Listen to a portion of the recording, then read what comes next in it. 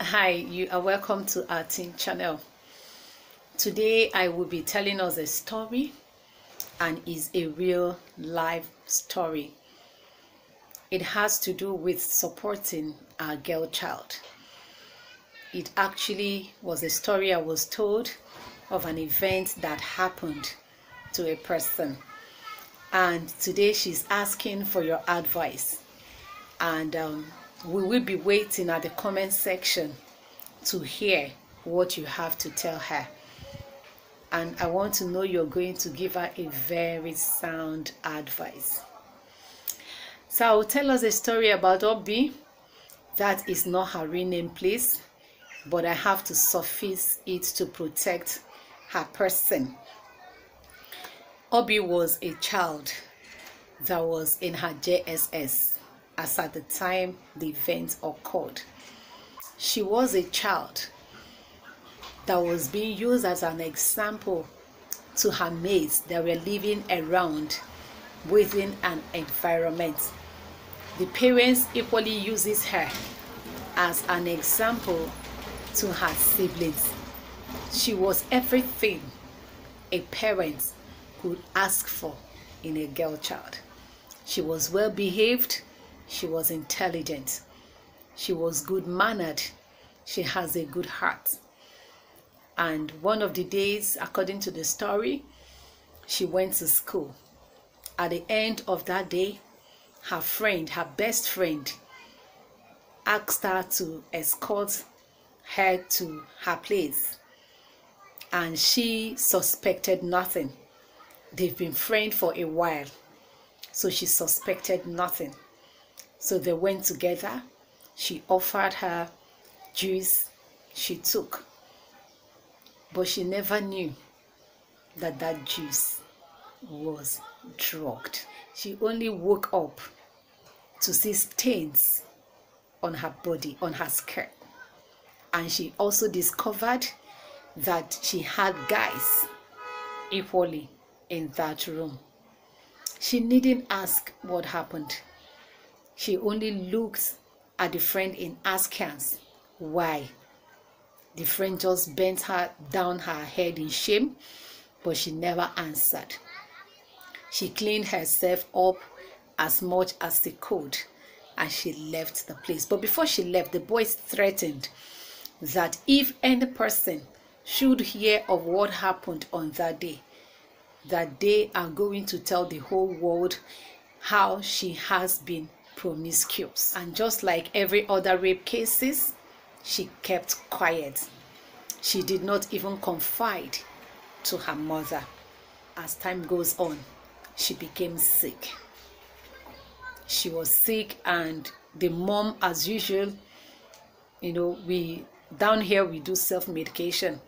She went to the chemist shop, bought drugs for her for typhoid and malaria. She treated her. It went for a while and came back again. And the father suggested that they go to the hospital. So the mother took her to the hospital and narrated the drug she'd given to the doctor.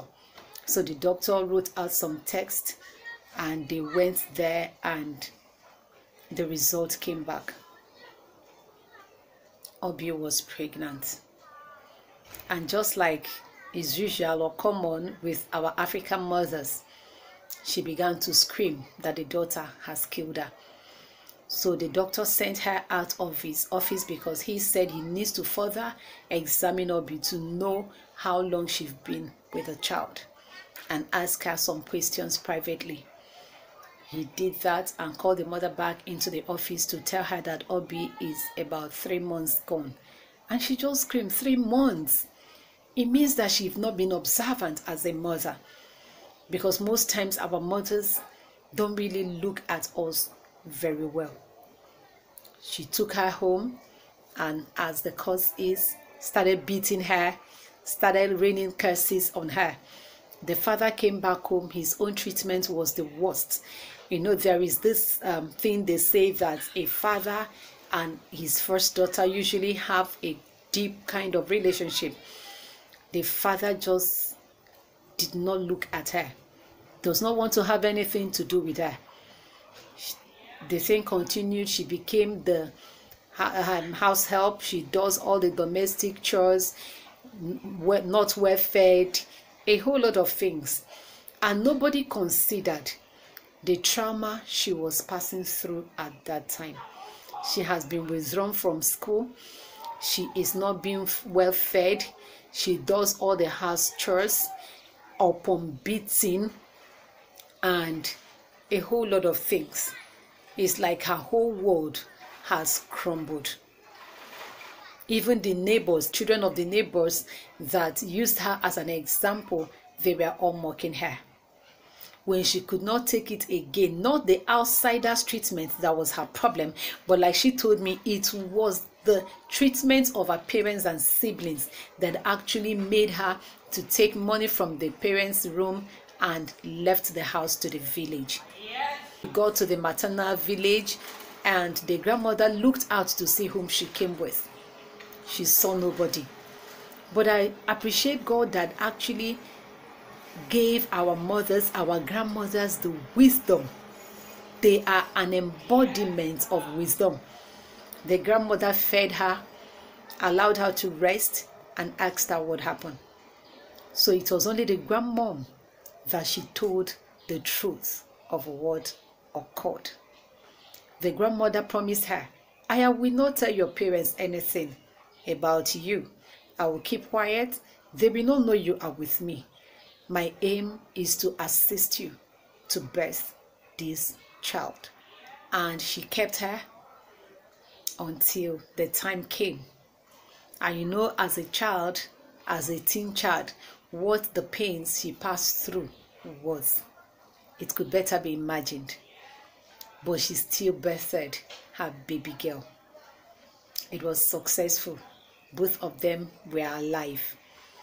It was after birth that the grandmother decided to tell her parents that she is with her. When she told them, the grandparents ceased to send assistance to her. They managed the little way they can with the little baby. They scraped as much as they could. Things was not being funny. Obi had no skill. The grandmom was just, trying to get by. And she resorted to working on farms for people.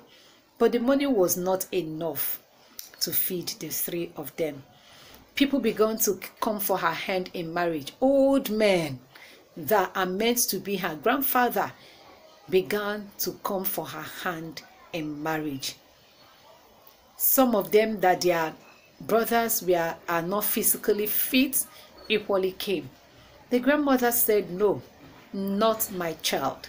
That she made a mistake is not her fault, and I will not allow her to suffer for eternity for this particular mistake that she has made.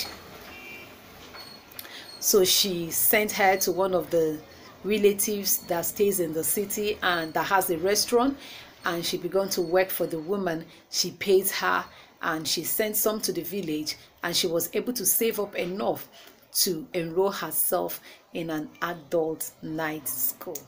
Finally, she took her WAEC, she took her JAMB, went into school, and the Lord helped her, and she became a graduate of nursing. It was at this point that things changed for her family, and the father requested he wants to see her and the grandchild.